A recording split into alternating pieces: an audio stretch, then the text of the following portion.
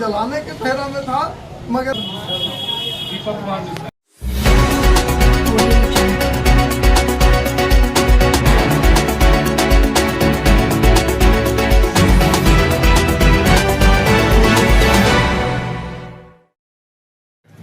नमस्कार, प्रणाम। मैं रोहित कुमार सिन्हा और आप लोग अभी all India media foundation news ये देख रहे हैं। अभी मैं सरघाटी शेखपुरा में मौजूद हूँ और यहाँ 2 दिन पहले एक ऐसी घटना घट गई जिसको सुनकर आप भी दंग हो जाइएगा।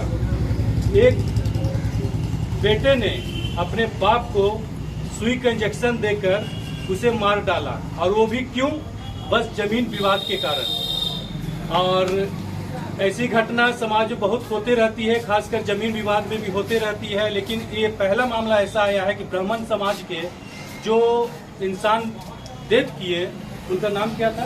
शिवरतन मिश्रा थे।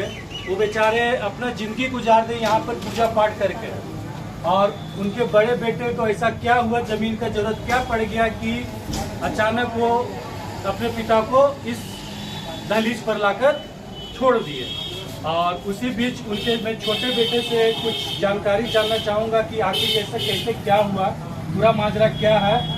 इनसे बेहतर मुझे आप कोई नहीं बता सकता। सबसे पहले आपका नाम क्या हुआ सर? दीपक कुमार मिश्रा। दीपक कुमार मिश्रा। सबसे छोटे लड़के हैं। आप लोग कितने भाई? हम लोग 3 भाई हैं। आप लोग 3 भाई। ये जो अभी न्यूज आ रहा है सर कि पेपर में भी दे रहा है, वीडियो भी हमारे पास वायरल हो रहा है कि आपके पिताजी का डेथ हो गया, क्या वो बीमार उमार थे क्या? जी नहीं सर, बाबूजी मेरा एकदम स्वस्थ थे। हमारे मंदिर पर जब तक वो सेवा में रहे तब तक बहुत टाइट थे, बहुत हर तरह से, न चीनी शुगर कुछ नहीं था उनको। बस हमारे बड़े वाले भाई पूरा जमीन संपत्ति के मालिक बनना चाहते थे, अभी भी उनका वही रिवाज है। बस यही किए कि बेटी के नाम, साल भर पहले अपने बेटी, एगो बेटी है उनका, बेटी के शादी के नाम पर बाबूजी को हमारे यहाँ से राम मंदिर से ले गए। शेखपुरा हमारा पुश्तैनी मकान है जहाँ पर मेरा सारा संपत्ति है। हमारे पिताजी से अपने पत्नी के नाम पर 17 डिसमिल जमीन इन्होंने लिखवा लिया। आपके बड़े भाई ने 17 डिसमिल जमीन अपने पत्नी के नाम से लिखवा? जी जी। ये कब की बात है? ये बस 2 साल पहले की बात है। 2 साल के पहले की बात है। और उसके बाद जब हमको ये पता चला तो हम पिताजी से पूछे कि पिताजी हम लोग 2 भाई भी हैं, आप कैसे लिखे? तो वो बोले कि बेटा हमको बोला कि लोन लेना है, पावर दे दीजिए, पावर दे। बस हम गलत जीवन में न किए, न किसी के बारे में गलत सोचे हैं, तो हम नहीं जानते हैं बेटा। उसका रिकॉर्डिंग मेरे पास है पिताजी का। अच्छा, जो हुआ था, जो आपके पिताजी बोले, उसको रिकॉर्डिंग भी आपके पास? जी भैया जी, मेरे पास पूरा रिकॉर्डिंग उनका है। अच्छा, तो अभी फिर वो 2 साल पहले लिखा, अभी क्या ऐसा माजरा हो गया कि उनको जान से मार दिए ऐसा? भैया साल भर पहले से ही पिताजी को ले गए। हम लोग सोचे कि चलो बड़े भाई है, ले जा रहा है तो क्या हो जाएगा। हम लोग दोनों भाई बार बार उनसे मिलने का कोशिश किए, साल भर में बहुत बार प्रयास किए। होली ऐसा पर्व में गए, हमारा बेटी का जन्मदिन था उस टाइम भी गए, 15 दिन पहले गए हैं, 20 दिन पहले गए हैं कि पिताजी से मिलने दो।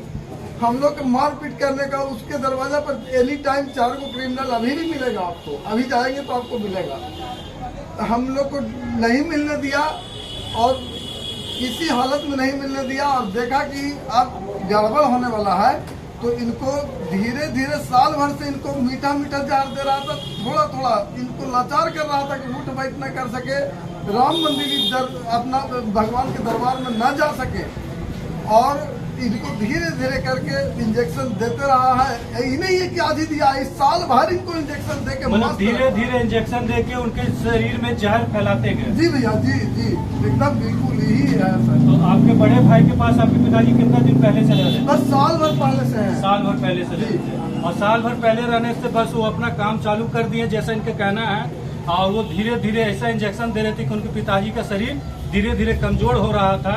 और बीते 2 दिन पहले उनके पिताजी का देहांत हो गया। तो जब आपके पिताजी का देहांत हुआ तो आप लोगों को जानकारी दिया गया? नहीं भैया, हम लोग कुछ नहीं जानते हैं। हम लोग को उसी का परिवार जलाने के लिए ले जा रहा था, बुलाया था अपने परिवार को जलाने के लिए, लेकिन वो परिवार हम लोग के बीच में बात को शेयर किया, और शेयर किया तो हम लोग जब जाने तो दरवाजा पे गए तो कोई नहीं था।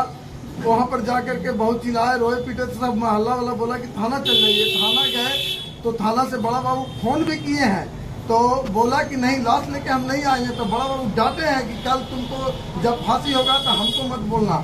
बहुत जबरदस्ती करने पर वो लाश लेके आया है। इन लोग लाश जलाने के फेरा में था, मगर अपना मकसद में कामयाब नहीं रहा। मतलब कि आपके पिताजी का जान जाने के बाद वो लाश को उधर ही कुछ रफा दफा करना जी जी, हम यहाँ लाना नहीं चाह रहे। नहीं, हम लोग को भेंट नहीं करने देना चाहते थे। ये 6 बजे शाम में पिताजी का बॉडी को लेकर के जिंदा आदमी की तरह लेकर के निकला है लाल गाड़ी में। एक आदमी दाएं, एक आदमी बाएं, बीच में इनको आदमी जिंदा आदमी की तरह बैठा करके ड्राइवर को, जो ड्राइवर गाड़ी चला रहा था, उसको बोला कि हमको पेशेंट है, सो पेशेंट को ले जाना है। पेशेंट के नाम पे ड्राइवर गया, लेकिन जब ड्राइवर देखा कि मुर्दा है तो फिर किसी तरह से कर करके वो ले गया। मतलब कि गाड़ी में ले जा रहे थे जिंदा आदमी की तरह की, मतलब वो जिंदा आदमी है और कुछ नहीं हुआ। इलाज कराने के दरमियान मतलब कैसा ले जा रहे थे जी, वो ड्राइवर को भी नहीं बताया गया था कि उनकी मृत्यु हो चुकी है। नहीं, वो ड्राइवर भी नहीं जान रहा था। जब वो देखा तो सब तो आ गया, लेकिन बाबा के नाम पर चल गया।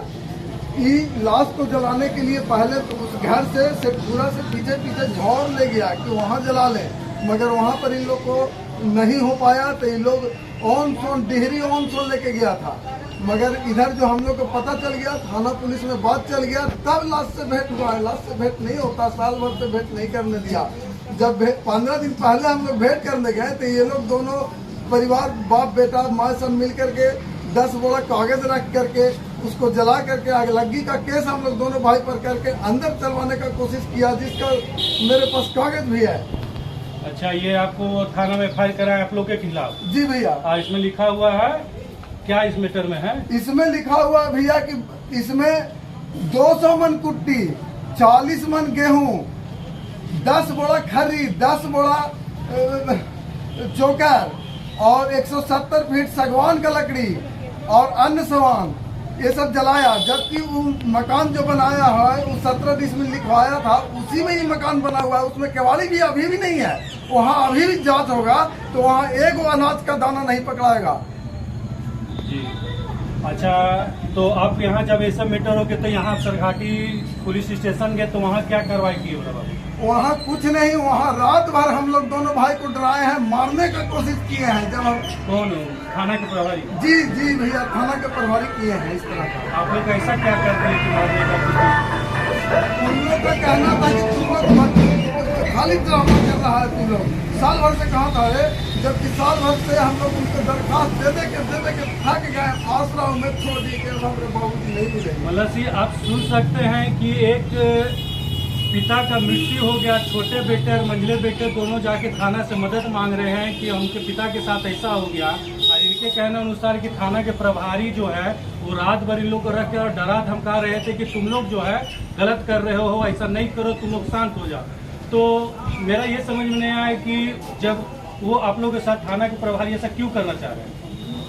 पता नहीं उनको हम लोग से क्या बुराई है, कभी साथ नहीं दिए हैं, कभी नहीं। एक होता है ना कि हमारे एरिया में थाना है हमको साथ देगा, कभी नहीं। हमारा बड़ भाई से भी बड़ा दुश्मन के रूप में हमसे पेश आए हैं। अच्छा, हमको गंगा जल तक नहीं डालने दिए हैं पिताजी के मुंह में। आप अंतिम संस्कार में अपने पिताजी के पहुंच पाए कि नहीं?